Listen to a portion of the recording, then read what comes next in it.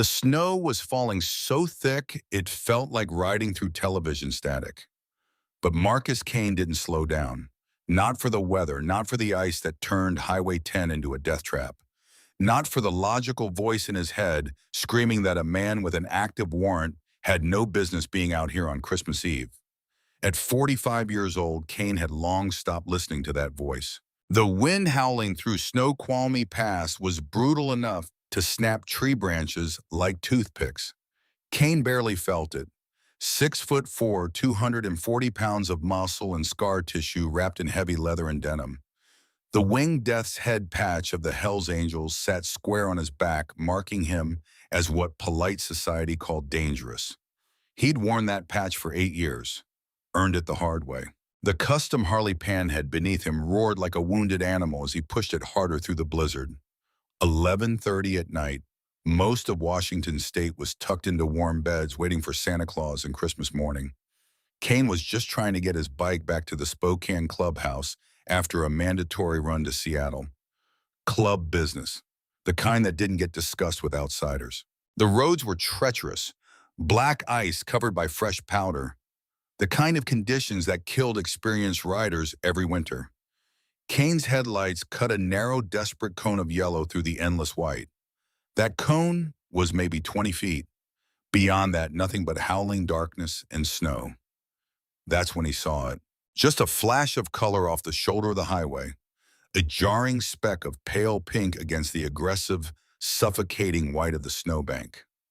Most people would have kept riding, assumed it was blown debris, a jacket, a tarp, trash.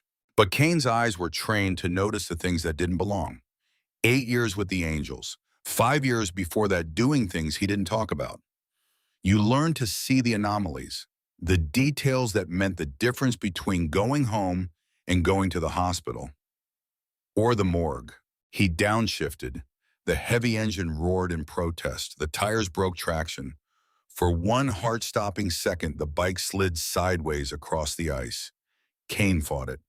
Weight shift, throttle control, the kind of muscle memory that kept you alive when your brain couldn't process fast enough. The tires bit, the bike straightened. Cain pulled over onto the narrow shoulder ice and gravel crunching beneath the heavy tread. He kicked the stand down. The wind immediately tried to shove him over as he dismounted. His engineer boots sank knee-deep into the powder as he trudged toward the ditch. The pink shape began to resolve. It was fabric, thin cotton, a pajama top. Cain's breath hitched in his throat, not from the cold. Lying in the snow, curled into a tight, shivering ball, was a little girl. She couldn't have been older than 6, maybe 7. Her bare feet were purple from the cold, the skin waxy and lifeless looking. Her matted blonde hair was crusted with ice and frozen blood. The pajamas she wore, thin discount store cotton with little flowers on them, were soaked through. Might as well have been tissue paper. Cain dropped to his knees. The sheer size of him, 6'4" and built like a brick wall, dwarfed the tiny fragile frame in the snow. He pulled off his heavy leather gauntlets. His hands were massive, scarred knuckles, faded prison ink across the fingers, hands that had hurt people. But when he reached out to touch her cheek, those hands were surprisingly gentle. It was like touching a block of ice. He rolled her slightly onto her back, checking for breathing. That's when the full horror revealed itself beneath the glow of his bike's headlight. Her face was severely swollen. A dark, angry ring of purple and black surrounded her left eye. Her lower lip was split, crusted with dried blood. Defensive bruises in the shape of adult fingertips were stamped violently into the flesh of her thin arms. She hadn't wandered out here. Someone had beaten this child, driven her out to the middle of nowhere in a blizzard, and tossed her into a ditch to die on Christmas Eve. The thought hit Cain like a physical blow. His jaw clenched so hard his teeth ached. The leather of his jacket creaked as his shoulders tensed. For a moment, the only sound was the howling wind and the distant rumble of his idling Harley. The girl let out a faint rattling exhale, a tiny cloud of vapor in the freezing air. She was alive. Barely. Cain didn't hesitate. There was no time to call 911. Out here in this weather, an ambulance would take 45 minutes to arrive, maybe longer. And this child didn't have 45 minutes. She had maybe 10. There was another problem. Cain had active warrants out of Oregon, aggravated assault charges from 5 years back, the kind that came with serious prison time. If state troopers showed up, he'd be in handcuffs before he could explain himself, and the girl would be frozen solid before the ambulance arrived. He made his decision in less than a second. Cain stripped off his heavy reinforced leather jacket. The club cut was still attached. The winged death's head, the Hells Angels bottom rocker, the patches that identified him as a member of the Spokane chapter. He wrapped the massive garment around the tiny girl. The sheepskin lining enveloped her entirely. He scooped her up. She weighed nothing. It was like holding a bundle of dry twigs, holding something that shouldn't be this light, this fragile. Cain felt something crack open in his chest, something he'd kept locked away for a very long time. He carried her to the Harley. The bike wasn't designed for passengers, especially not unconscious children, but Cain made it work. He secured her between his chest and the gas tank, zipping his thick flannel shirt over her as best he could to trap his body heat. The girl's head lolled against his chest. He could feel the ice in her hair pressing against his skin through the flannel. Cain fired up the panhead. The engine screamed into the silent, snowy night. He ignored the speed limits, ignored the ice, pushed the bike to the absolute edge of what was survivable. The rear tire broke loose twice. Both times Cain caught it, corrected, kept going. He wasn't riding toward the hospital. The hospital meant police. Police meant questions. Questions meant jail. And jail meant this little girl would end up in the system, with people who hadn't saved her the first time. Cain was riding toward the only sanctuary he knew that wouldn't ask questions. The neon sign of Rusty's Auto Salvage flickered weakly through the storm on the outskirts of Spokane. Behind the scrapyard sat a heavily fortified cinder block garage. Old military surplus construction. Thick walls, steel doors, no windows. It was a known safe house for the local Hells Angels chapter. More importantly, it was where Doc Thorne spent his nights. Dr. Samuel Thorne had lost his medical license a decade ago. Something about writing off the books prescriptions for pain medication. The DEA had gotten involved. The state medical board had revoked his license. Thorne had done 18 months in a federal facility. When he got out, the Hells Angels had been waiting. Because while Doc Thorne couldn't practice legal medicine anymore, he was still the best trauma surgeon on the wrong side of the law, better than most of the ones in hospitals. The Angels paid him well, kept him supplied with whatever equipment he needed, and in return, Thorne patched up bullet wounds, knife injuries, and motorcycle accidents without ever filing a police report. Cain kicked the steel door hard enough to dent it. The sound echoed through the garage like a gunshot. He kicked it again. Locks unfastened with a heavy clatter. The door swung open to reveal Doc Thorne, thin, nervous-looking, holding a shotgun that looked too big for his frame, late 50s with thinning gray hair and hands that shook slightly from years of self-medication. But when those hands worked, they were steady as stone. Thorne lowered the shotgun immediately when he saw Cain, completely covered in snow, holding a leather-wrapped bundle. "Cain, what the hell are you doing riding in this weather?" Cain pushed past him into the heat of the garage. "Clear the bench. Now, Doc. Move." Thorne scrambled, swept carburetors and wrenches off a long metal workbench. Tools clattered to the concrete floor. Cain gently laid the bundle down, pulled back the heavy leather jacket. Thorne gasped, actually took a step back. The color drained from his face. "Good God, is that a child, Cain? What have you done?" The accusation in his voice was immediate, automatic. Cain's eyes blazed with a dangerous protective fury. "I didn't do this, you idiot. I found her off Highway 10 dumped in a snowbank. She's freezing to death, and she's been beaten half to hell. Fix her." The command in his voice snapped Thorne out of his shock. Professional instincts overrode everything else. He grabbed a heavy wool blanket, a space heater, his medical kit, the good one he kept locked in a steel cabinet. For the next hour, the sprawling, grease-stained garage functioned as an emergency room. Thorne worked methodically. He elevated the girl's body temperature carefully. Too fast and her heart could fail.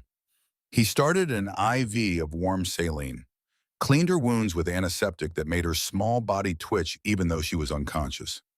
Cain stood in the corner, chain-smoking Marlboros, pacing like a caged animal. The tension rolling off him was a physical thing.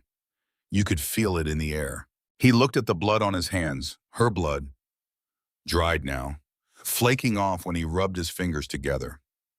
The Hells Angels were outlaws. They smuggled contraband. They fought. They operated entirely outside the bounds of polite society. But there was an ironclad, unwritten rule in the biker code. You do not touch women, and you never, ever harm a child. To do so was a death sentence, the kind that came fast and brutal and permanent. Cain crushed out his third cigarette, immediately lit a fourth. "She's stabilizing," Thorne finally said. He wiped sweat from his forehead. Body temp is coming up. Pulse is getting stronger. But Cain, these bruises. This wasn't a one-time thing. These are in different stages of healing. Someone has been hurting this child for a long time. Cain felt something cold and sharp settle in his gut. Thorne gently turned the girl's head to clean a gash near her ear. That's when something caught the overhead fluorescent light, a glint of gold. "Wait, look at this." Cain stepped forward. His shadow fell across the workbench. Tangled in the girl's matted hair hidden beneath her collar was a heavy, incredibly ornate gold locket on a thick chain, the kind of jewelry that didn't belong on a child wearing threadbare discount store pajamas. Thorne popped the latch with careful fingers. Inside was a tiny faded photograph. A woman with striking green eyes holding a baby. The photo was old, worn at the edges, like it had been opened and looked at many times.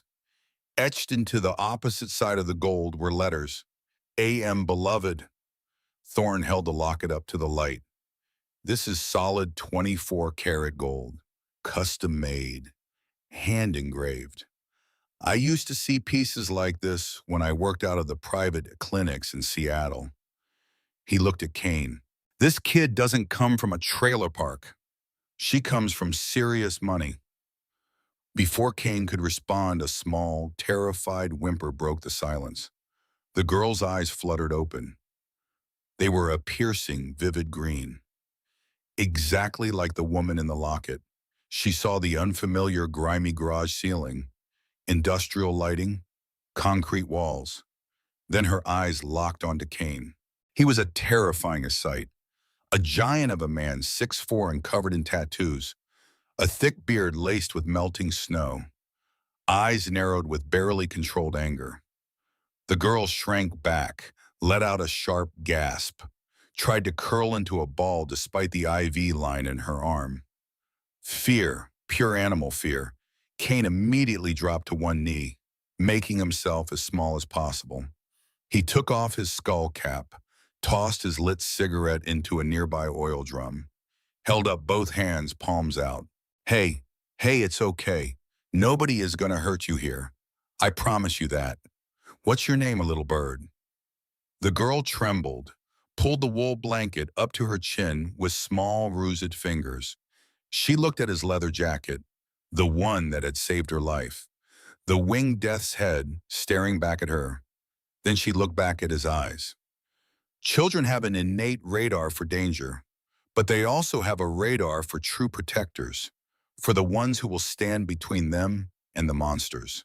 Whatever she saw in Cain's eyes, it made her stop crying. Her small voice was raspy, broken. "Lily," Cain nodded slowly, kept his voice soft. "Okay, Lily, that's a beautiful name. I'm Marcus. But people call me Cain. Who did this to you? Who left you in the snow?" Lily's lower lip quivered. Her small hand reached up to grip the locket around her neck. "The warden." Cain and Thorne exchanged a glance. "Warden, not father, not dad, not even a name." "The warden?" Cain kept his voice gentle, even though rage was building behind his ribs. "Who's the warden, sweetheart?" Lily's eyes filled with tears. They spilled down her bruised cheeks. "He said I was bad. He said I talk back. He said Christmas is only for real daughters, not stolen ones." The words hung in the air like smoke. Stolen. Cain stood up slowly. The protective instinct that had fueled his desperate ride through the blizzard had just transformed into something entirely different. Something cold, calculating, lethal. He walked to the corner of the garage, grabbed his burner phone from his jacket pocket. He dialed a number he knew by heart. 3 rings, then a voice rough from sleep and cigarettes. "This better be good." "Reaper, it's Cain. I need you at Rusty's. Now, bring everyone." A pause, then the voice sharpened. "What happened?" Cain looked back at Lily.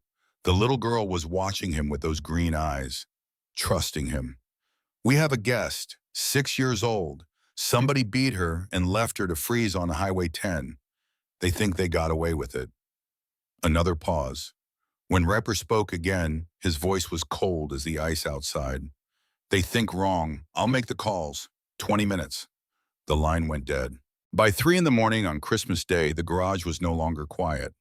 The roar of a dozen heavy V-twin engines shook the snow off the roof as patched members of the Spokane Hells Angels arrived.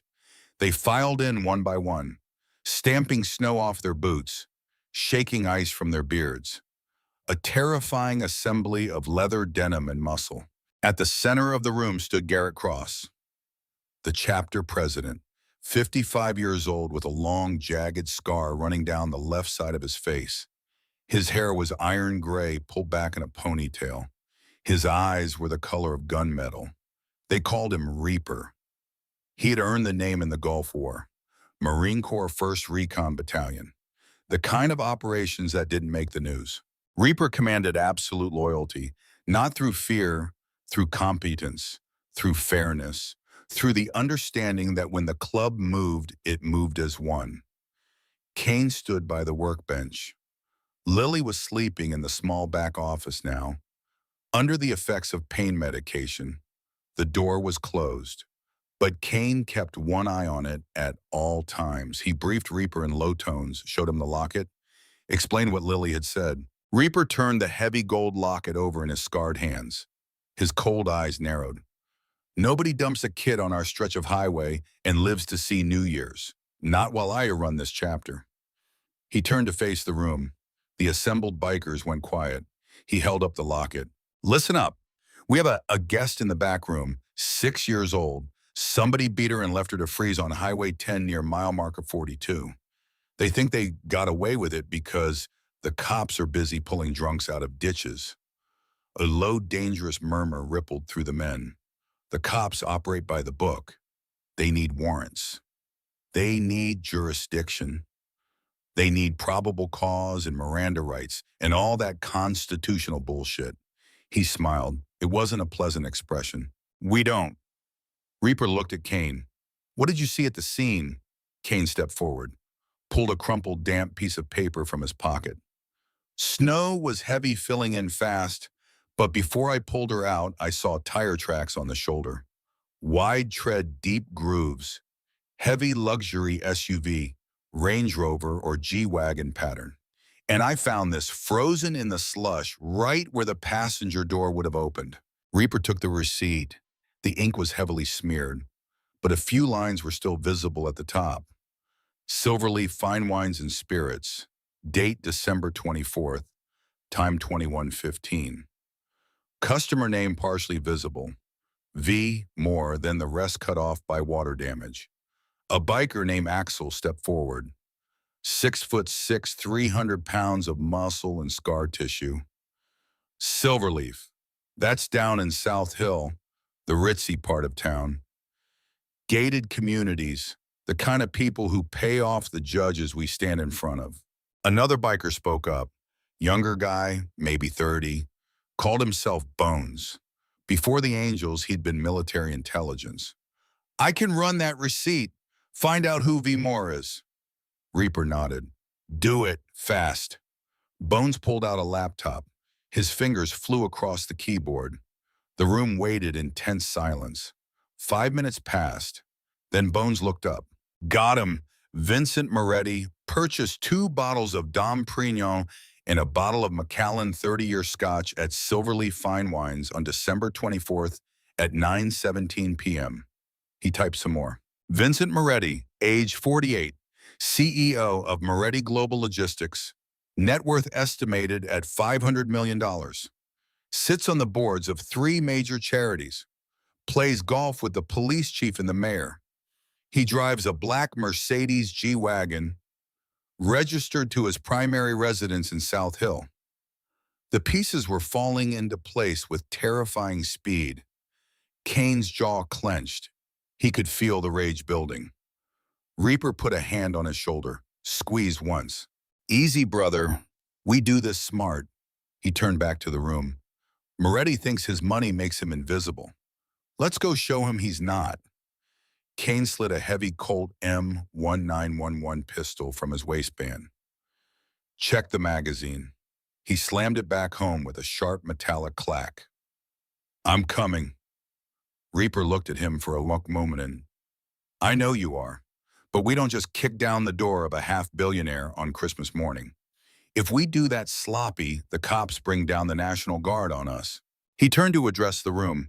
If we do this, we do it the Angels way. We ghost him. We take him apart piece by piece, and we find out where this girl really came from. Reaper began assigning targets. Axel take 3 guys, ride to Moretti's estate, get eyes on the property, check the garage for that G-Wagon, see if the tires match. Don't engage. If he tries to run, you stop him. Axel nodded, selected 3 bikers with a glance. Bones, you're with me and Cain. We're going to dig into Moretti's background. Find me leverage. Reaper looked at Cain. You said the girl mentioned the initials AM on the locket. Bones, can you cross-reference that with Moretti? Bones was already typing. Give me 5 minutes. While Bones worked, Cain walked to the back office, opened the door quietly. Lily was still asleep on the small cot wrapped in blankets. Her breathing was steady now. The color was coming back to her face.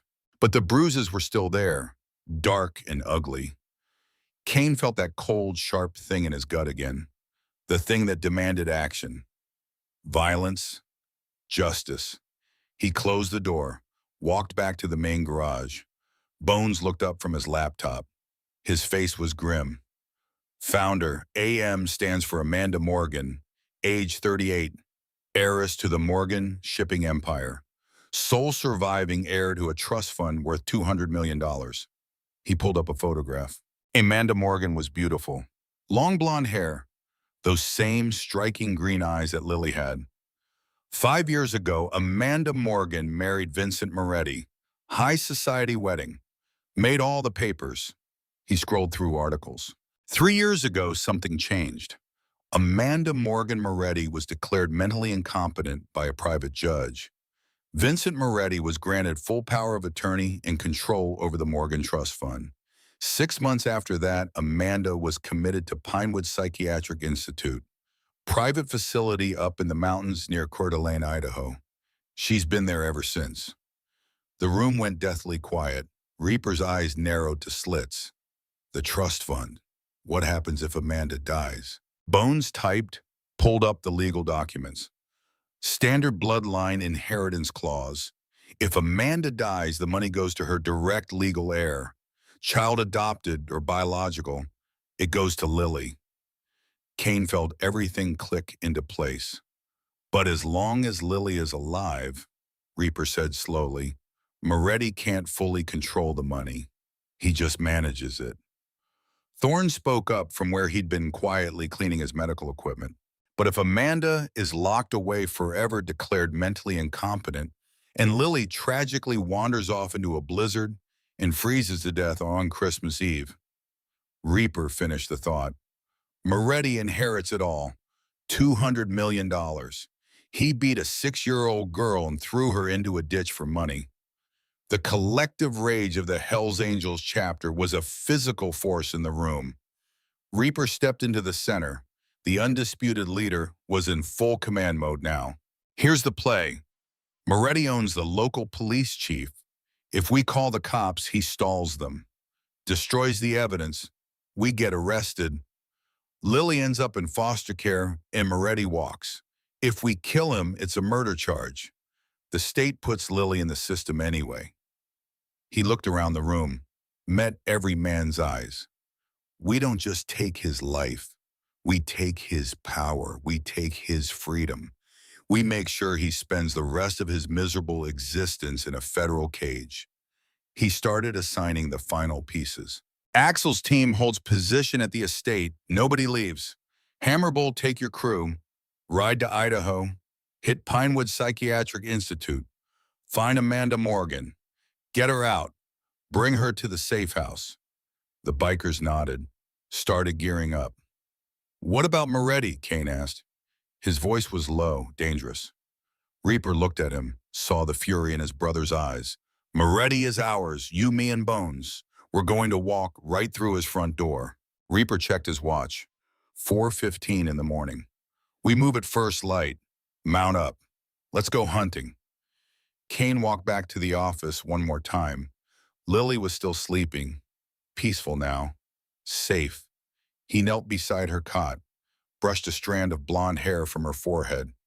I'm going to get the man who hurt you, and I'm going to bring your mother home. That's a promise, little bird. Lily stirred slightly.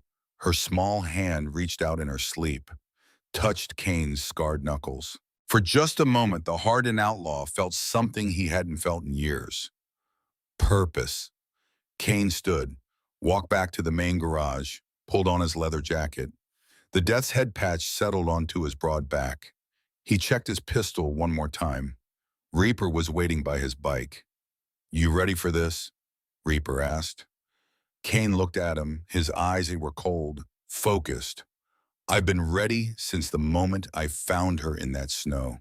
The Hells Angels Spokane chapter rolled out into the pre-dawn darkness. 12 bikes, 24 men, all committed to a single purpose.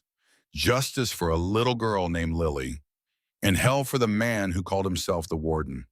The storm had broken by the time Cain and Reaper reached the outskirts of South Hill. Dawn was still an hour away, but the snow had stopped falling. What remained was a deadly pristine silence. South Hill sat on elevated ground overlooking Spokane, where the money lived, where CEOs and developers built their monuments to success. Gated communities, private security, manicured lawns that cost more to maintain than most people earned in a year. Vincent Moretti's estate sat at the end of a private cul-de-sac. The Hells Angels hadn't been invited. Cain and Reaper cut their engines a quarter-mile out. Let the bikes coast to a stop in the shadow of a snow-covered pine grove. Axel and his crew were already in position. They'd set up observation posts on the ridge overlooking Moretti's property. Reaper's radio crackled. Ghost, this is Axel. Target property is quiet. No movement.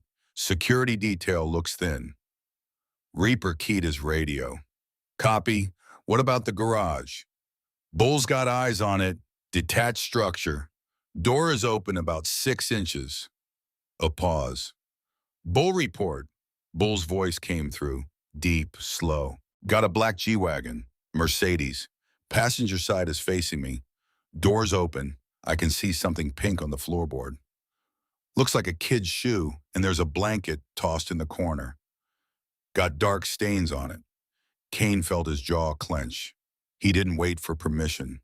He was already moving, vaulting the snow-covered wall. His boots hit the ground silently.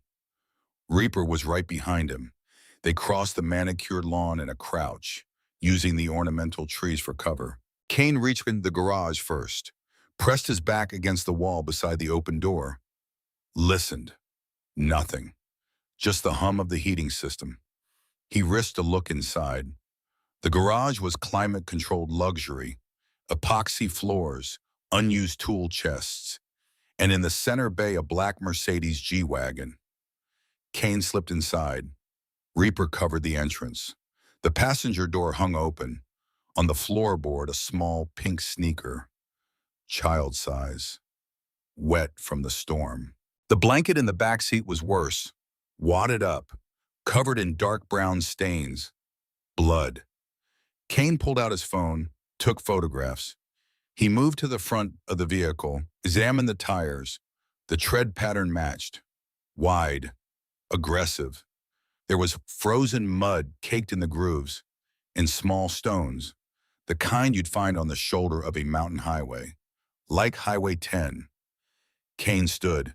The rage was building again. Reaper appeared beside him. Careless, arrogant. He didn't even bother to clean up. Cain nodded. He thought he was untouchable. He thought wrong. They moved deeper into the garage, found a door that led into the main house. It was unlocked. The door opened into a mudroom, expensive tile, heated floors, rows of designer coats arranged like a boutique display. Everything except the small, child-sized coat hook that was empty. They moved through the house like wraiths. Cain took point. Reaper covered. Clear each room. Watch your corners. Stay silent. The house was obscene in its luxury. Marble everywhere. Original artwork on the walls. A kitchen that could service a restaurant. All of it perfect. All of it empty. No sign of a child. No toys. No small furniture. Nothing to indicate that a 6-year-old girl had ever lived here. It was like Lily had been erased. Cain found the home office on the second floor. Heavy mahogany door, locked. He pulled a small tension wrench and pick from his pocket. The lock gave way in under 30 seconds. Inside the office was exactly what you'd expect.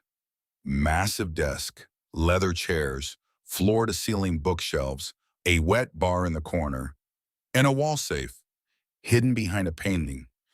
Reaper moved to the desk, started opening drawers. Cain went to the safe. Cain pulled out his phone, texted Bones. Need safe cracked. Browning Pro Steel. Bones responded in seconds with a code sequence. Cain punched it in. Red light. Then Bones sent another the number Moretti called most frequently. Cain tried it. Green light. The safe opened. Inside cash fake passports in a leather journal. While Reaper found something in the desk, his expression darkened. Cain, look at this. He held up a folder. Medical records from Pinewood Psychiatric Institute. Patient name Amanda Morgan Moretti. Cain took the folder, flipping through it. His expression grew colder with each page. The records detailed 3 years of treatment, medications, therapy sessions, all of it painting a picture of a woman suffering from severe mental illness. But there was something off. The handwriting was too neat, too consistent, like someone had filled out all these reports at the same time backdating them. And the medications. The dosages were excessive, antipsychotics, sedatives, drugs that would turn anyone into a zombie. There was a note paper-clipped to the most recent page, handwritten. Dr. Richards, increased lithium to 1,800 milligrams daily. Patient becoming more coherent. This is unacceptable. We discussed the importance of maintaining current mental state. Your monthly retainer will reflect your cooperation. It was signed with initials, V.M. Vincent Moretti. The implication was clear. Moretti had been paying Pinewood staff to keep Amanda drugged into submission. Cain's hands trembled as he held the note, not from fear, from rage. He pulled out the leather journal from the safe, started reading. The journal was a playbook for financial fraud, detailed notes on how Moretti had orchestrated everything. There were entries about Lily. The child is a complication. AM insists on adoption proceedings. Have explained this jeopardizes trust fund control. May need to accelerate timeline. Another entry dated 6 months later. Adoption finalized. Lily Morgan Moretti now legal heir. This cannot stand. Alternative solutions required. The entries grew darker. AM, attempting to leave, took the child, had to physically restrain, called Dr. Richards at Pinewood, arrangements being made. AM now committed, Judge Brennan cooperative as expected, $2 million well spent. Lily remains problem. The final entry was dated December 23rd. Child becoming unmanageable, keeps asking for mother. Christmas Eve will provide cover. Winter storm predicted. Tragic accident. Hypothermia. Case closed. Cain felt something cold settle in his chest. This was premeditated murder, planned down to the weather forecast. He photographed every page, sent them to Bones for backup. Reaper was going through the rest of the safe, found more documents, bank statements showing regular payments to Pinewood, to Judge Brennan, to various other officials, a complete paper trail of corruption. "We've got him," Reaper said quietly. "This is enough to bury him for life." Cain closed the journal. "Good, because I want him to rot." His radio crackled, Axel's voice urgent. "Ghost, we've got a movement. Subject is awake. He's on the phone, looks agitated." Reaper keyed his radio. "Copy. What's he doing?" "He just went to his bedroom window, looked outside, then grabbed something from his nightstand. Could be a weapon." Cain and Reaper exchanged a glance. "Time to go," Reaper said. They moved quickly, back through the house, taking the evidence with them. As they reached the first floor, lights suddenly blazed to life throughout the house. An alarm system, the kind that just lit up the property like a stadium. They'd been made. Somewhere in the Idaho mountains, Hammer and his crew were approaching Pinewood Psychiatric Institute. The facility sat on a remote hilltop, the kind of place you sent people you wanted to forget about. Pinewood called itself a psychiatric hospital, but it was really a prison for the wealthy. Hammer had spent 2 years in a similar facility. He knew exactly what these places were, how they operated, how they kept people trapped. He also knew their weaknesses. There were 6 bikers in the assault team. Hammer took point. The perimeter fence was 12 feet high. Razor wire, cameras, motion sensors. At 4:30 on Christmas morning, the monitoring was minimal. Hammer's bolt cutters made quick work of the chain link. They were through before the cameras could track them. Bull swung the breaching ram at the main entrance. The door exploded inward. Alarms immediately started screaming. Red lights flashed. They were inside. The overnight guards scrambled, reaching for a radio. Hammer grabbed him by his uniform collar, lifted him off the ground. "Amanda Morgan, what room?" the guard stammered, eyes wide with fear. I can't." Hammer pulled his knife. Big Bowie, 12-inch blade. "Wrong answer. Try again." "Third floor, room 417. Secure ward, please. I've got kids, man." Hammer dropped him. "Stay down." The team moved deeper, past the administrative offices, past the common areas. They found the stairwell, started climbing. 3rd floor, heavier security, electronic locks on every door. Room 417 was at the end of the hall. Bull raised the breaching ram. The door exploded inward. Inside, sitting on a narrow bed, was Amanda Morgan. She looked nothing like the photographs. That Amanda had been vibrant, healthy. This Amanda was a ghost, thin to the point of emaciation. Her blonde hair was dull. Her green eyes were clouded with medication. She wore a hospital gown. The room itself was barely larger than a prison cell. A bed, a toilet, a sink, nothing else. This wasn't treatment. This was storage. Amanda looked up at the bikers, 6 huge men in leather, armed. For a moment, absolute terror crossed her face. She shrank back against the wall. "Please, please don't hurt me. Vincent said you'd come." Hammer held up both hands. "We're not with Vincent, ma'am. We're here to take you home." Amanda shook her head. "I don't have a home. Vincent said I was sick, said I wasn't fit to be a mother." Hammer knelt down, brought himself to eye level. "You have a daughter, Lily. Do you remember Lily?" At the sound of that name, something changed in Amanda's face. The fog cleared. Her eyes focused, became sharp. "Lily, my baby, where is she?" Vincent took her. The desperation in her voice was heartbreaking. Hammer spoke gently. "Lily is safe. She's with friends of ours. She's been asking for you. She wants her mama." Amanda's hands flew to her mouth. A sob escaped. 3 years of drug submission cracking apart. My baby, my Lily. He took her from me. I tried to protect her. I tried to leave. He had me committed. She grabbed Hammer's arm. Her grip was surprisingly strong. You have to get her away from him. He'll hurt her. He only wants the money, he told me. Late at night when he thought the drugs made me too confused to remember. He said as long as Lily lived, he couldn't touch the trust. He said she was a mistake, a complication. Hammer's jaw clenched. Lily's safe, and Vincent is about to have a very bad day. But we need to get you out of here. Can you walk? Amanda nodded, tried to stand. Her legs almost gave out. Bull stepped forward, gently picked her up. She weighed almost nothing. Let's go home, ma'am. They moved fast, back down the hallways, down the stairs. More guards had responded to the alarm, but they took one look at the armed bikers and decided discretion was the better part of valor. They were back outside in under 3 minutes. Bull had a sidecar attached to his motorcycle. He settled Amanda inside, wrapped her in blankets. Amanda looked up at him, at Hammer. Who are you people? Hammer started his bike. The engine roared to life. We're the bad guys, ma'am, but today we're your bad guys.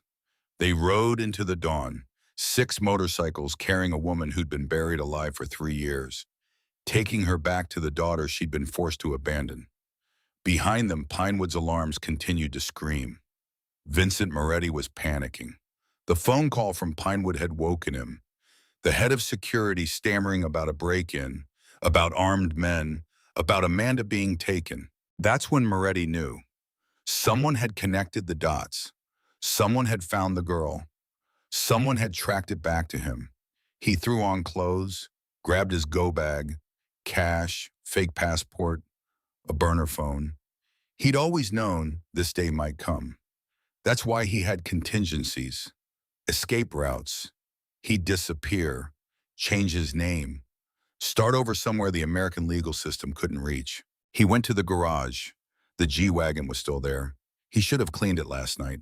Should have disposed of the blanket, the shoe. Arrogance. It was always arrogance that brought men like him down. Moretti threw his bag in the back seat, started the engine. He triggered the garage door opener. The door began to rise, and on the other side, illuminated by the garage lights, stood Marcus Cain. Moretti's blood turned to ice. Cain was a terrifying sight. 6'4", covered in leather and tattoos, the Hells Angels' death's head on his chest. His face was completely expressionless, but his eyes, those eyes burned with a cold, focused rage. Moretti threw the G-Wagon into reverse, stomped the accelerator. The heavy SUV shot backwards, crashed through the back wall. Wood and drywall exploded. Moretti cranked the wheel, threw it into drive. He accelerated toward the front gate. Behind him, he heard the roar of motorcycle engines. They were following. Moretti's hands shook on the wheel. He fumbled for his phone. Speed dialed a number. The police chief. The call went to voicemail. He tried another number. His lawyer, same result. It was Christmas morning. Everyone was with their families. Moretti was alone. The front gate was closed. He didn't slow down. The G-Wagon hit the ornate wrought iron at 40 miles per hour. Metal shrieked. The gate tore from its hinges. The motorcycles stayed on him. 2 of them, matching his speed, one on each side. He recognized the rider on his left. Cain. His face was a mask of controlled violence. Moretti swerved, tried to force the bike off the road. Cain anticipated it, dropped back. They were heading out of South Hill now, onto the main highway. The roads were still icy from the storm, treacherous. But Moretti pushed the accelerator down. 60 miles per hour, 70, 80, the bike stayed with him. Moretti reached under his seat, pulled out a pistol, a Glock 19. He cranked down the window. Cold air blasted into the cabin. He stuck his arm out, aimed at the bike to his right, fired. The shot went wide. The recoil startled him. The G-Wagon swerved. Moretti overcorrected. The heavy SUV's rear end started to slide. He was losing control. The road ahead curved. Moretti tried to brake. Too late. Too fast. The SUV's tires locked. The vehicle went into a full sideways skid on the ice. Time seemed to slow down. The G-Wagon hit the bank at 60 miles per hour, went airborne, rotated, came down hard on its roof. The world became a tumbling chaos of breaking glass and screaming metal and airbags deploying. Then stillness. Moretti hung upside down in his seatbelt, blood running down his face from a gash on his forehead. His ears ringing, his vision blurred. He heard the motorcycle stop, heard boots crunching through snow. His door was wrenched open, the twisted metal shrieking in protest. Hands grabbed him, pulled him from the wreckage, threw him face down in the snow. Cain knelt beside him, grabbed a fistful of Moretti's expensive hair, lifted his head. Cold, isn't it? Cain's voice was barely above a whisper, but it carried more menace than any scream. Imagine being 6 years old, beaten, bleeding, wondering why the person who's supposed to protect you wants you dead. Cain shoved Moretti's face into the snow, held it there. 5 seconds. 10. 15. Moretti thrashed, couldn't breathe, his lungs screamed. Cain pulled him up, let him gasp for air. That's what you did to her. You beat that little girl. You threw her away like garbage. On Christmas Eve. Moretti coughed, spat blood and snow. I didn't. You don't understand. The money, it was supposed to be mine. Cain hit him. A single brutal punch to the face. Moretti's head snapped back. Blood exploded from his nose. The money, that's what this was about. $200 million. You married a woman for her inheritance. You had her committed. You tried to murder a child, all for money. Reaper appeared, holding a recording device. Say it again, Vincent. Tell us about the money, about what you did to Amanda, about what you did to Lily. Moretti was crying now, broken, the carefully constructed facade completely shattered. I needed it. Do you understand? I was leveraged. My company was failing. I had debts. I married Amanda for the trust fund. But that brat, that adopted brat, as long as she was alive, I couldn't touch the principal. Only manage it. I had to. I had to make her go away. He sobbed. It was supposed to look like an accident. Hypothermia. The storm would cover it. No one would know. Reaper kept the recorder running, got every word. In the distance, the sound of helicopter rotors echoed across the frozen landscape. Cain looked up, saw the aircraft approaching, marked with FBI insignia. Reaper had made the call before they'd even left Rusty's. A special agent he knew. A woman who'd worked organized crime. The helicopter touched down 50 yards away. A woman in an FBI windbreaker stepped out, mid-40s, blonde hair pulled back, sharp eyes. Agent Rachel Brennan. She walked over, looked at Moretti bleeding and broken in the snow, looked at the wrecked G-Wagon, looked at Cain and Reaper. Mr. Cain, Mr. Cross, I got your evidence package, the journal, the medical records, the photographs. Very thorough. She knelt beside Moretti. Vincent Moretti, you're under arrest for attempted murder, kidnapping, fraud, and about a dozen other charges I'm still counting. You have the right to remain silent. She continued the Miranda warning, but Moretti wasn't listening. He was staring at Cain with hatred and fear and the growing realization that his life was over. Brennan stood, signaled to other agents emerging from the helicopter. They moved in, cuffed Moretti, started processing the scene. Brennan turned to Cain. You know I have to bring you in too. You have active warrants out of Oregon. Cain nodded. He'd known this was coming. I know, but the girl, Lily, someone needs to... She'll be taken care of. Amanda Morgan is being transported to a secure medical facility for evaluation. Once she's cleared, she'll be reunited with her daughter. Brennan's expression softened slightly. You saved that child's life, Mr. Cain. That counts for something. I'll make sure the prosecutors in Oregon know the full story, but I can't make any promises. Cain looked at Reaper. Take care of her. Until Amanda's ready, make sure Lily knows. He trailed off. Reaper gripped his shoulder. She'll know you kept your promise, brother. I'll make sure of it. Cain nodded, held out his wrist for the handcuffs. Agent Brennan hesitated, then made a decision. Not yet. Come with me first. There's someone who wants to meet you. She led Cain to the helicopter. Inside, wrapped in blankets, was Amanda Morgan, still weak, still recovering from 3 years of chemical imprisonment. But her eyes were clear now, focused. She looked at Cain, this huge, terrifying biker who'd just beaten a man in the snow. You're the one who found her. Cain nodded. Amanda started crying, reached out with a trembling hand. Cain took it gently. Thank you. Thank you for saving my baby. Cain's voice was rough. She's a brave kid, tougher than she should have to be. Amanda squeezed his hand. Agent Brennan told me what you did, what you risked. I don't know how to repay that. Just take care of her. That's all the payment I need.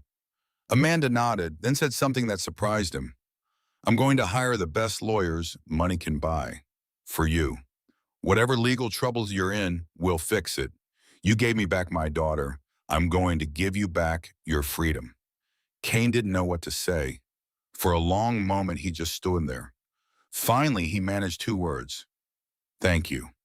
Agent Brennan gently pulled him back. Come on, Mr. Cain, we need to get statements. Process evidence. And yes, deal with those warrants. But I have a feeling this is going to work out better than you think. As Cain was led away, he looked back one more time at the crash site, at Moretti being loaded into an FBI vehicle, at the wreckage of the G-Wagon. Justice, he thought. Not the kind you found in courtrooms, but justice nonetheless. The sun was rising over Spokane. Christmas morning. Families would be waking up, opening presents, celebrating. And somewhere in a safe house, a little girl named Lily would be waiting for her mother to come home. Because of what Cain had done. Because he'd chosen to stop on a dark highway in a blizzard. Because he'd refused to look away. Sometimes he thought the angels wear leather and ride steel. And sometimes that's exactly what the world needs. 7 o'clock on Christmas morning. The garage at Rusty's Auto Salvage was warmer than it had any right to be. Doc Thorne had cranked the space heaters to full. Outside, the world was frozen. Inside, there was warmth, safety, hope. Lily was awake, sitting on the edge of the cot in the back office, still wearing the oversized Harley-Davidson t-shirt. Her small feet dangled above the floor. The bruises on her face had darkened overnight, purple and black and yellow, a roadmap of cruelty. But her eyes were clear, alert. She'd slept through the night for the first time in months. Real sleep. Reaper sat in a chair nearby, keeping watch, making sure she felt safe.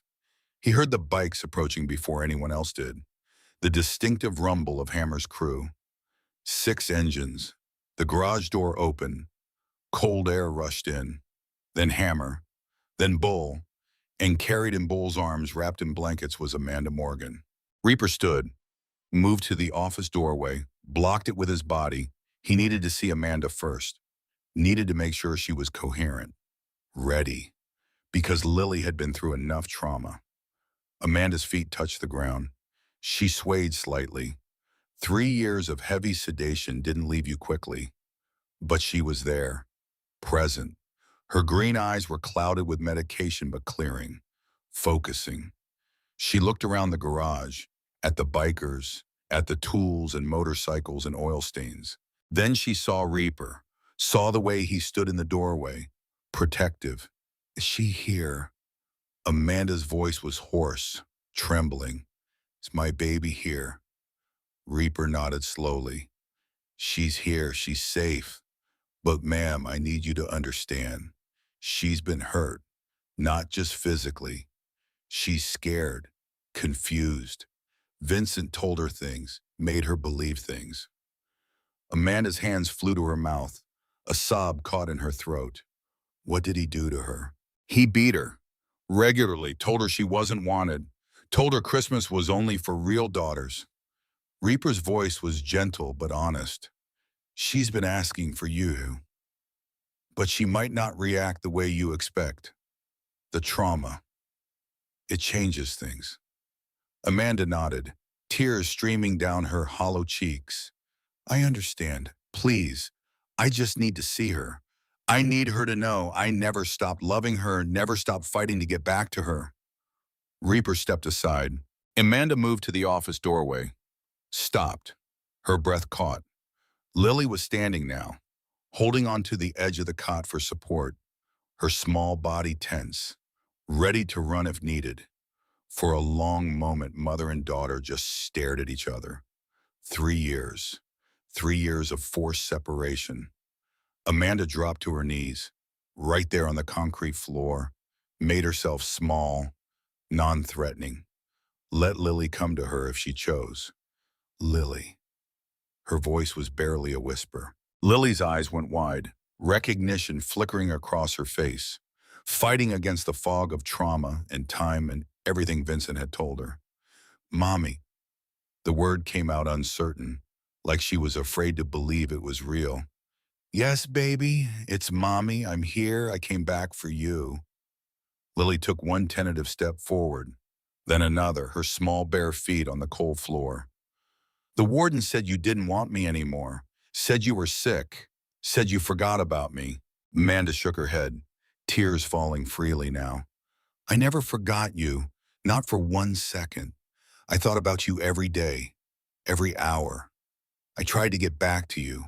I tried so hard, but he locked me away, gave me medicine that made me confused, made it hard to think. But I never stopped loving you. Never. Lily was closer now, within arm's reach. She looked at her mother, at this woman who looked like the person she remembered but thinner, older, sadder. He hurt me, Mommy. When I asked about you, when I tried to call you, he said I was bad, said I deserved it. Amanda's face crumpled, the weight of 3 years of helplessness crushing down on her. You weren't bad, baby. You were perfect. You are perfect. And none of this was your fault. None of it. The warden Vincent, he's the bad one. Not you, never you. Lily's lower lip trembled. The dam was breaking. All the fear and pain and loneliness. All the nights crying herself to sleep. I missed you so much. Amanda opened her arms. I'm here now, sweetheart. I'm here. Lily ran, threw herself into her mother's arms. Amanda caught her, held her tight, rocked her back and forth on the concrete floor, both of them sobbing, both of them clinging to each other like drowning swimmers finding a lifeline. I've got you. I've got you. You're safe now. I'm never letting you go again. Never. Lily buried her face in her mother's shoulder, her small body shaking with sobs. 3 years of grief pouring out all at once. Around them, the Hell's Angels stood in silence. These hard, dangerous men. Some of them had tears in their eyes. Others looked away. Doc Thorne wiped at his face with the back of his hand. Reaper just watched, his scarred face expressionless. But his eyes showed everything he wouldn't say out loud. This was why they'd risked everything. Why they'd broken laws and threatened violence and gone to war against a billionaire. For this moment, this reunion, this family being put back together. Amanda finally pulled back slightly, looked at Lily's bruised face, touched the marks gently, carefully, her expression hardening. Did Vincent do this to you? Lily nodded. He said if I was good, it wouldn't hurt as much. But I wasn't good enough. I kept asking for you. Amanda pulled her daughter close again, whispered in her ear, you listen to me, Lily Morgan. You are good. You are so good and brave and strong, stronger than I ever knew. You survived. You held on. And now we're together again. And I swear on everything I am, No one will ever hurt you again. Lily's small voice muffled against her mother's shoulder. Promise. I promise. They stayed like that for a long time. Mother and daughter reunited, healing. 3 days after her rescue from Pinewood, Amanda sat in a sterile FBI interview room. The medication was clearing from her system faster than the doctors had expected. Agent Rachel Brennan sat across from her, a recorder on the table between them. Amanda looked better. They'd moved her to a private medical facility. Legitimate doctors, proper treatment. She was eating, sleeping, recovering, but the shadows were still there, in her eyes, in the way she held herself. Brennan's voice was gentle, professional but kind. Mrs. Morgan, I know this is difficult, but I need you to tell me everything from the beginning. This testimony will be crucial for the prosecution. Amanda nodded, took a sip of water, began. I met Vincent 5 years ago at a charity gala. My family's foundation was hosting it. He was charming, successful. I'd lost my first husband, Arthur, to cancer 2 years before that. I was lonely, vulnerable. She paused, collected herself. Vincent courted me. Flowers, gifts, attention. We were married within 6 months. I thought I'd found a second chance at happiness. When did things change? Almost immediately. As soon as the marriage was legal, he started asking about the trust fund. I told him it was tied up, that I couldn't touch the principal, only lived off the interest. Amanda's hands clenched. He got angry, not violent at first, just cold, distant. But then I decided to adopt. I'd always wanted to be a mother. That's when you adopted Lily. Yes, she was 3 years old in the foster system.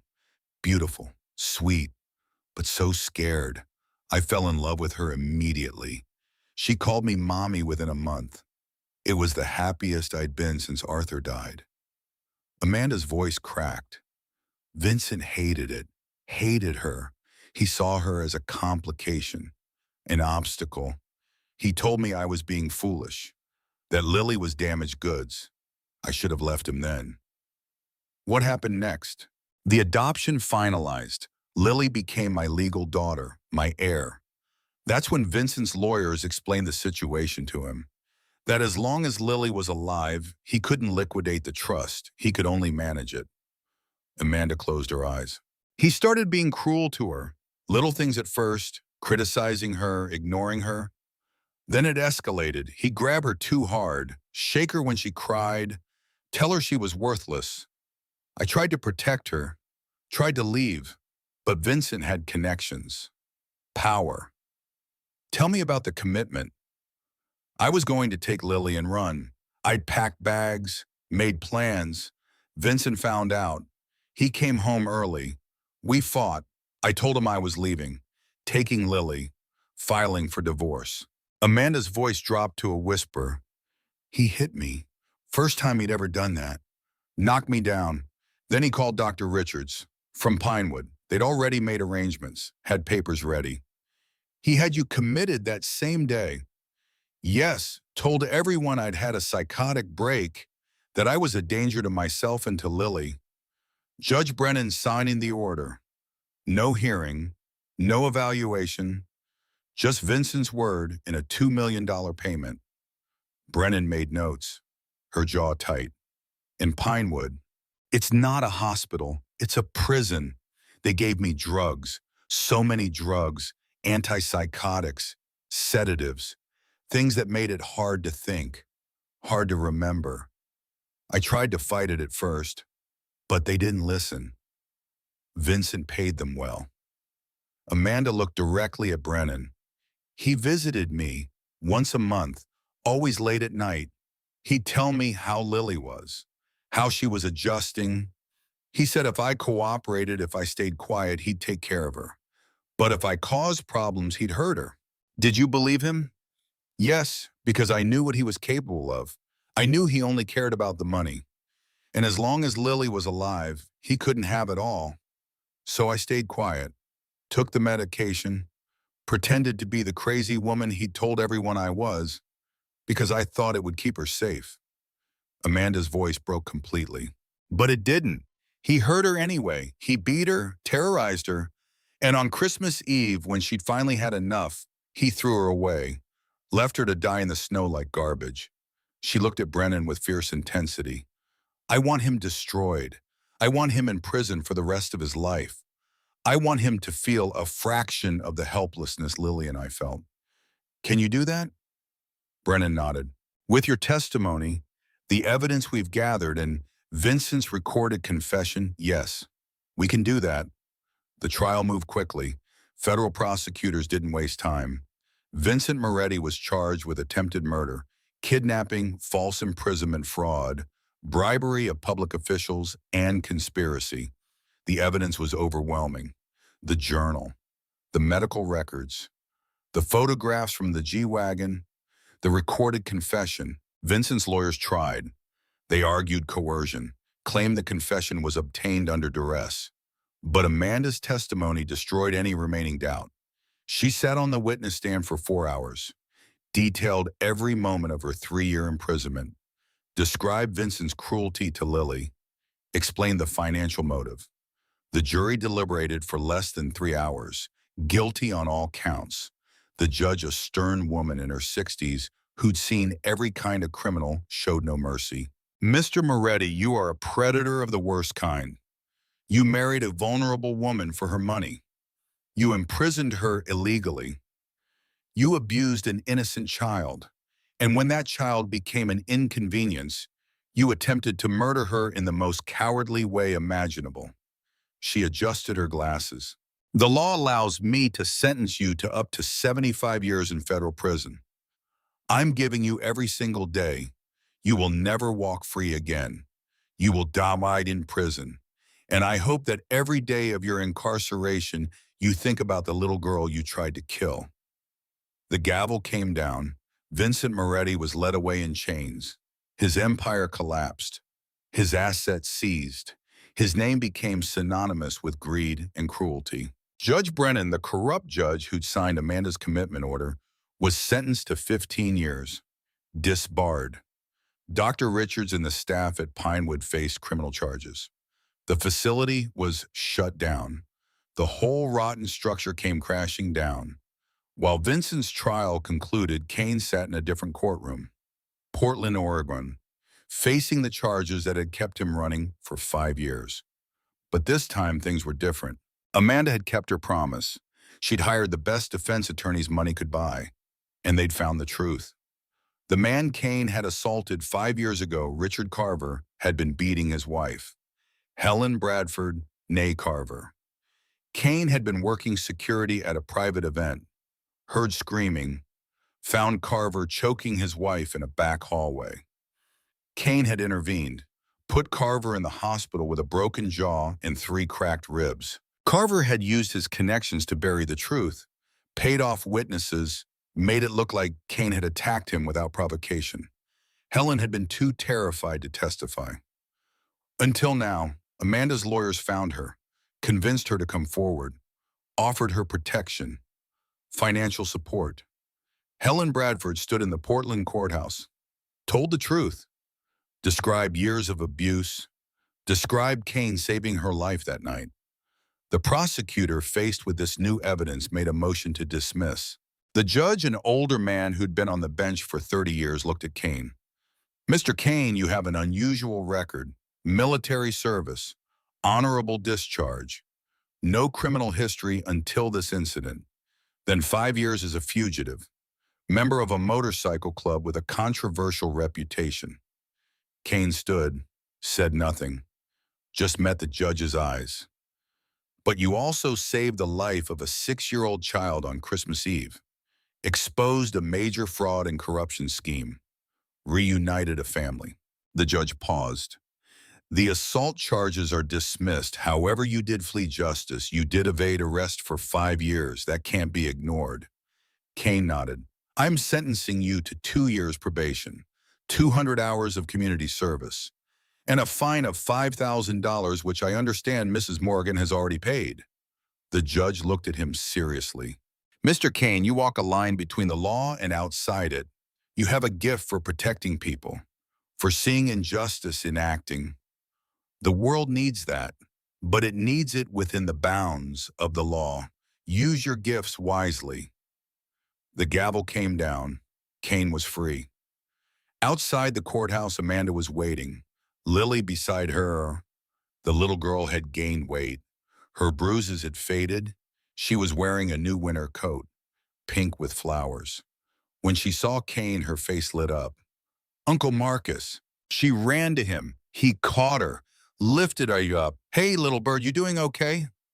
Lily nodded enthusiastically. Mommy and I have a new house. It has a big backyard and a swing set, and I have my own room with pink walls and everything. Cain smiled, a rare, genuine expression. That sounds perfect. Amanda approached, extended her hand. Cain set Lily down, shook Amanda's hand. Thank you for everything. The lawyers tell me you're free to go. No prison time. Thanks to you. You didn't have to do that. Yes, I did. You saved my daughter's life. You brought down Vincent. You gave us a future. This is the least I could do. She handed him an envelope. There's something else. I've established a foundation. The Lily's Light Foundation. It helps children who've been abused, provides resources, support, legal advocacy. We're going to make sure what happened to Lily doesn't happen to other kids. Cain opened the envelope. Inside was a job offer, director of security. I don't need someone to push papers. I need someone who understands the streets, who knows how to find the kids the system misses, someone who will do whatever it takes to protect them. She looked at him steadily. I need someone like you. Cain stared at the paper. This opportunity, this chance to do something meaningful. I'm still a member of the Angels. I won't give that up. They're my family. I'm not asking you to. Do the work however you need to do it. I trust your judgment. Cain looked at Lily, at this little girl who'd survived hell and come out the other side. Okay, I'll do it. 1 year later, Christmas Eve, the anniversary of the night that changed everything. Cain stood at Highway 10 mile marker 42, the exact spot where he'd found Lily in the snow. The temperature was just as cold as it had been that night, the wind just as brutal. But this time he wasn't alone. A small memorial had been placed here, a bronze plaque on a stone marker. It read, "In memory of all lost children, may they be found, may they be saved, may they be loved. Lily's Light Foundation." Footsteps crunched in the snow behind him. He turned. Lily, now 7 years old, walking toward him. She wore a warm coat, boots, a knit hat with a pom-pom. Healthy, happy, thriving. Behind her, Amanda, also transformed. The weight had returned to her face, the clarity to her eyes. She'd taken control of the trust fund, used it to fund the foundation. She'd taken her life back. Uncle Marcus! Lily ran to him. He picked her up. What are you doing out here, little bird? It's cold. We came to find you. Mommy said you'd be here. Cain looked at Amanda. She smiled. Every year, we come here to remember, to honor the night that brought us back together. She touched the memorial, and to remind ourselves that evil exists, but so do heroes, even the ones who wear leather and ride motorcycles. Cain set Lily down. The little girl immediately grabbed his hand. Are you coming to Christmas dinner with us? We're having turkey and mashed potatoes and pie and everything. Cain looked at Amanda. She nodded. Your family, Marcus. You're always welcome. What about Reaper and the others? Already invited. We've got a big enough table. Cain felt something warm in his chest, belonging, purpose, family. Then yeah, I'll be there. Lily squealed with delight, jumped up and down in the snow. Amanda's phone buzzed. She checked it. Her expression changed, became serious. We just got an alert from one of our intake counselors. A call came in, domestic situation, child involved. Police are dragging their feet. She looked at Cain. We might need your particular skills. Kane's expression hardened, the protector mode engaging. Give me the address. As they walked back to the cars, Lily still holding Kane's hand, he looked back one more time at the memorial, at the spot where everything had changed. A year ago, he had been a fugitive, an outlaw, running from the law and from himself. Now he had purpose, direction, a reason to use all the hard skills and street knowledge he'd accumulated. Not for himself, but for kids like Lily. Kids who needed someone willing to go to war for them. The Harley roared to life. Kane's leather jacket bore the Hells Angels' death's head on the back. He'd never give that up, never stop being what he was. But now he was something else too, something more. He was a guardian, a protector, someone who stood between the innocent and the monsters. Reaper pulled up beside him on his chopper. You good brother. Cain looked at Lily and Amanda getting into their car. Safe, protected, building a new life. Yeah, I'm good. Foundation work treating you right. Better than I deserve. Reaper laughed. Nobody deserves anything, Cain. We just get what we fight for. You fought for that kid. You won. That's worth something. They rode through the Christmas Eve streets. The city was lit up. Families celebrating, children opening presents. Cain thought about Vincent Moretti, sitting in a federal prison cell, stripped of everything. He thought about Amanda and Lily, together again, healing. And he thought about himself, about the choices he'd made, about the line between outlaw and hero. Society saw the leather, the tattoos, the death's head patch. They made assumptions, crossed the street. But society also had its monsters, men in expensive suits, people who hurt children behind closed door and mansion gates, people who thought their money made them untouchable. Cain had learned the truth that night in the snow. The real monsters don't always look like monsters. And the real heroes don't always look like heroes. Sometimes the angels wear leather. Sometimes they ride steel and fire through the darkness. Sometimes they have prison ink and arrest records. But when a child is dying in the snow, when evil thinks it's won, when the system fails and hope seems lost, those are the angels who show up. Those are the ones who stand and fight. Cain pulled into the driveway of Amanda's house. The Foundation's headquarters was attached, a place where scared kids could come, where mothers fleeing abuse could find sanctuary. The angels helped run security, provided muscle when needed, made sure the people who came seeking help stayed safe. It was good work, honest work, the kind that let Cain sleep at night. Inside, the Christmas tree was lit. The table was set. Lily was already dragging him toward the presents, chattering about everything and nothing. Amanda caught his eye, mouthed two words. Thank you. Cain nodded. No words needed. As he sat down to dinner surrounded by family, both blood and chosen, he realized something. He'd spent 5 years running from the wounds, from his past, from himself, but he wasn't running anymore. He'd found his place, his purpose, his redemption. 1 year ago, he'd saved a little girl in the snow. Tonight, he understood the truth. She'd saved him too.